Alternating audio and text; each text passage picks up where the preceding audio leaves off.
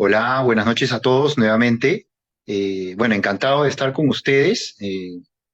Estamos con Ricardo Valencia, psicólogo clínico, y quien les habla, Efraín Freire, director general del Centro Psicológico A Tu Lado. Bueno, en esta oportunidad vamos a conversar en esta sesión de Charlando a Tu Lado sobre un tema también importante que lo hemos llamado así. ¿Qué es lo que debemos saber sobre el coeficiente intelectual? Llámese pruebas de CI o en general sobre el CI per se. Considerando que a veces podemos tener cierta información, le damos a veces mucha importancia o incluso hasta ciertos sesgos en ese valor o ese coeficiente conocido como CI, y por esa razón entre Ricardo y yo vamos a responder cuatro preguntas que esperemos aclaren o den más información sobre lo que representa el coeficiente intelectual o puntaje 6. ¿Sí? Entonces, la primera pregunta que vamos a responder, y en este caso Ricardo la va a responder, es la siguiente. ¿Qué mide el CI y para qué se usa? Adelante, Ricardo. Gracias, Efraín. Bueno, el CI en sí es una medida para evaluar las capacidades cognitivas de una persona en base a su grupo de edad. Evalúa aspectos tales como su memoria, como su capacidad de atención y concentración, asimismo su capacidad de comprensión de ciertas ideas o su capacidad de resolución de problemas o su capacidad para razonar en sí o su velocidad de aprendizaje también. Por otro lado, este puede tener diversos usos, es decir, se usa bastante en evaluaciones psicológicas, puesto que esto ayuda a tener una mejor noción de la capacidad cognitiva de una persona y asimismo puede ayudar a identificar áreas de fortalezas y debilidades en cuanto a sus funciones cognitivas. Asimismo, también se puede usar para diagnosticar y evaluarse en ciertos trastornos del desarrollo o ciertas discapacidades cognitivas o algún problema o alguna disfunción que pueda estar afectando las funciones cognitivas en sí. Asimismo, también es un tanto útil en cuanto a en un ámbito de aprendizaje, puesto que puede ser bastante propicio ya que ayuda a identificar necesidades de aprendizaje en niños y gracias a ello se puede diseñar programas educativos que sean más orientados hacia hacia sus habilidades o necesidades en sí. Ok, perfecto. Ahora vamos entonces a responder la segunda pregunta que la voy a hacer yo. Eh, y esta segunda pregunta es, ¿cuáles son los detalles importantes a considerar al evaluar el CI o coeficiente intelectual? Bueno, fíjese, primero que el puntaje CI pertenece a una campana de Gauss, es una eh, campana que se dibuja, por lo tanto podemos tener una variabilidad bastante grande o variable a lo largo del tiempo. Y esto quiere decir que el CI no es una constante, primero a lo largo de nuestra vida, depende de nuestra edad, depende del contexto y ambiente, de hecho hasta depende del país donde hemos nacido, tanto es así que hay unas tablas de cociente CI por país. Se habla de que a nivel de desarrollo de un país, del desarrollo y las oportunidades que tiene el mismo, incluso se han incluido factores nutricionales eh, para hablar de un mejor CI, ¿no? El CI también tiene que ver con, incluso hasta con estados de ánimo, fíjense. Hay algunas consideraciones que se tienen que tomar en cuenta cuando se evalúa el CI, es que la persona esté con un estado emocional adecuado, estable, porque podría ser hasta engañoso una persona que está, por ejemplo, pasando por una cierta dificultad, problema, crisis o situación emocional fuerte. Puede inclusive arrojar puntajes SI relativamente más bajos o bajos. Y eso no quiere decir que la persona no sea, digamos, intelectualmente normal.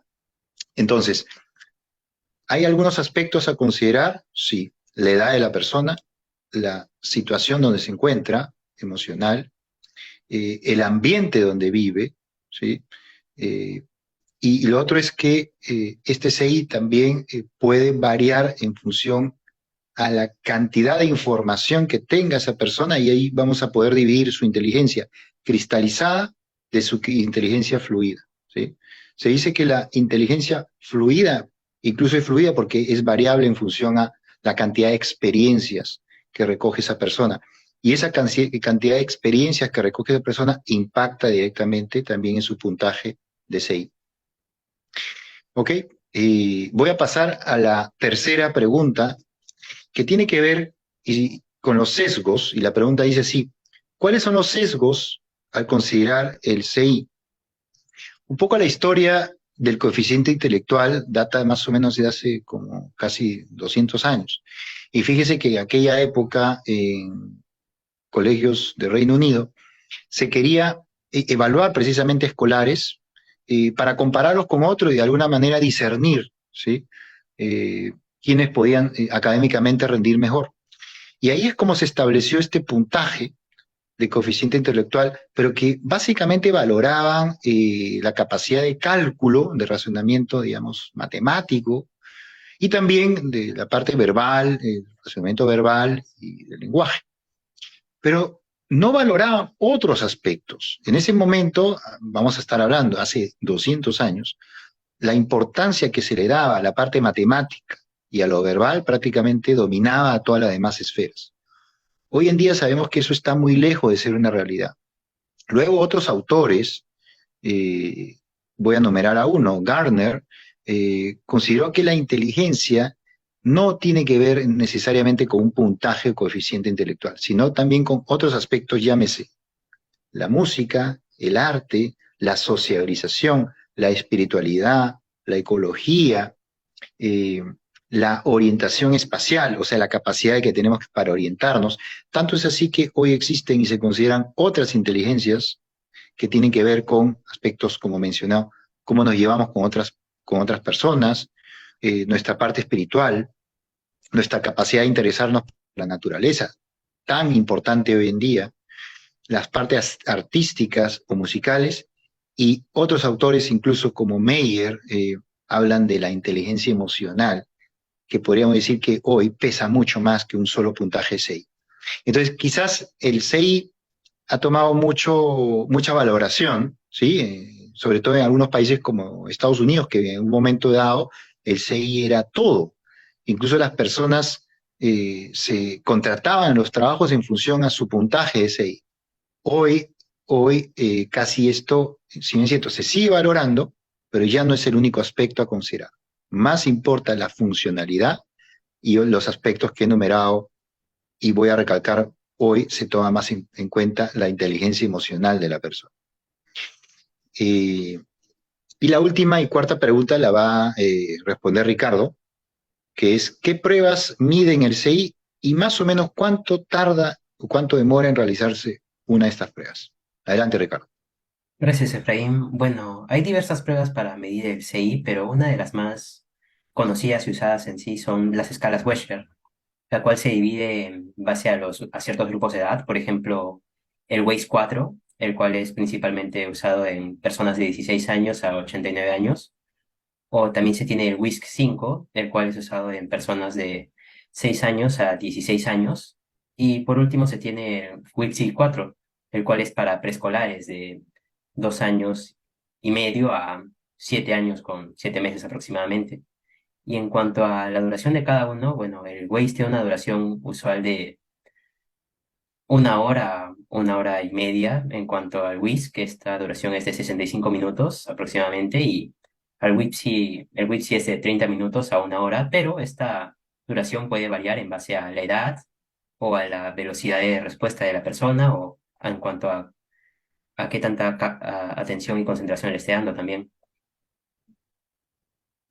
Correcto. Ok. Bueno, esperemos que con estas respuestas a esta aproximación, porque el tema es bastante amplio, pero hemos querido dar a conocer lo más relevante de repente sobre el CI o coeficiente intelectual. Igualmente estamos aquí para servirles, para orientarlos, para darle información. Cualquier tipo de evaluación neuropsicológica, o como por ejemplo los que ha mencionado Ricardo, como el test de Weiss o de WISC, que alguna persona la requiera, para cualquier razón, puede contar con nuestra ayuda a través de la página web de atulaosalud.com, o también contactarnos al 947 613-543 para ayudarlos. Espero que esto les haya servido y hasta la siguiente sesión o charla. Saludos.